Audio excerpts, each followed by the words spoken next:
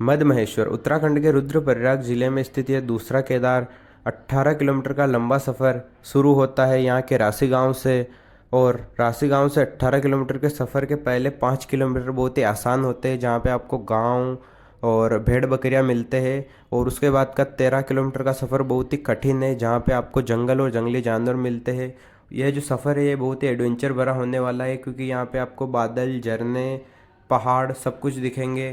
तो अभी हम आपको मद्दमेश्वर मंदिर के बारे में बताते हैं। इस मंदिर की स्थापना महाभारत काल में भीम ने की थी। और यहाँ पे भगवान शिव के नाभि यानी कि मध्य भाग की पूजा होती है।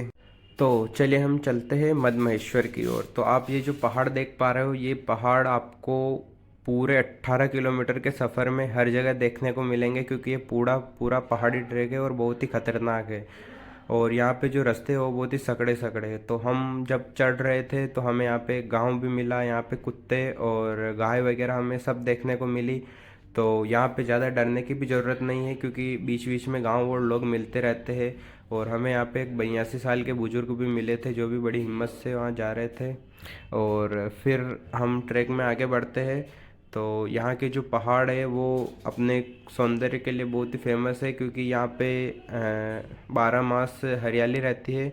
और जो बादल है उनसे ऊपर निकल जाते हैं यहाँ के पहाड़, क्योंकि पहाड़ों का जो एल्टीट्यूड है वो 4000 है, 4000 की ऊंचाई पे है। और ये जो आप नदी देख पा रहे हो, ये गंगा नदी है, जो कि वहाँ पे उद्गम स्थल से निकल के आ रही हो। और अगर आप यहाँ पे कचरा करते हो तो कचरे का जो यहाँ पे जुर्माना है वो 5000 रुपये, क्योंकि ये जो है बहुत ही अच्छी प्राकृतिक धरोहर है। अगर आप यहाँ पे कचरा करोगे तो 5000 रुपये चालान भरेगा। और जो रूट है वो यहाँ का बहुत ही खतरनाक है, बड़े बड़े पत्थर के नीचे से निकलना पड़ता है।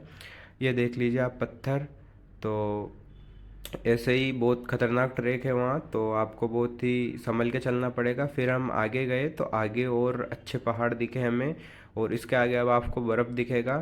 तो यहाँ का जो ट्रैक है वो बहुत ही अच्छा डिज़ाइन किया हुआ है, बिल्कुल पहाड़ के बीच बीच में। तो बहुत ही एडवेंचर भरा ट्रिप होने वाला है ये, तो आप भी अपने दोस्तों के साथ ज़रूर जाए। और आगे हम शुरू करते हैं। तो ये जो ट्रैक है ये अब हम 10 किलोमीटर तो चल दिए हैं, अब हमें बस 8 किलोमीटर और चलना है। तो हमें जो बर्फ़ है वो यहाँ से 5 किलोमीटर आगे से मिलेगा, अभी बस जंगल है।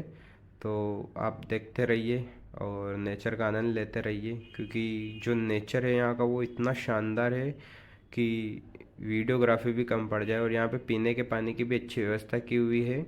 और फिर ट्रैक चालू है।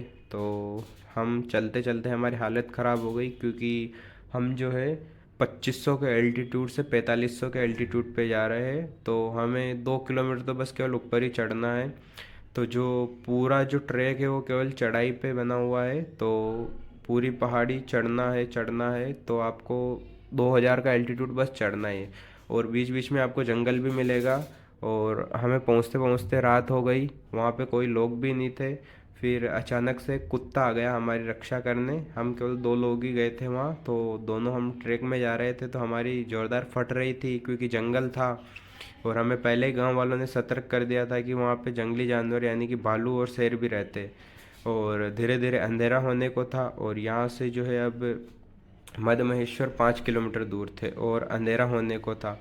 फिर एक फरिश्ता भगवान कुत्ता बन के आया और उसके सहारे हम मद्दमहेश्वर के लिए निकल गए। तो जंगल था, रात थी, लेकिन हमने हिम्मत नहीं हारी और हम पहुंच गए मद्दमहेश्वर। तो ये है मद्दमहेश्वर का मंदिर। तो यहाँ पे हमने आके रात की आरती ली। और ठीक है, धन्यवाद।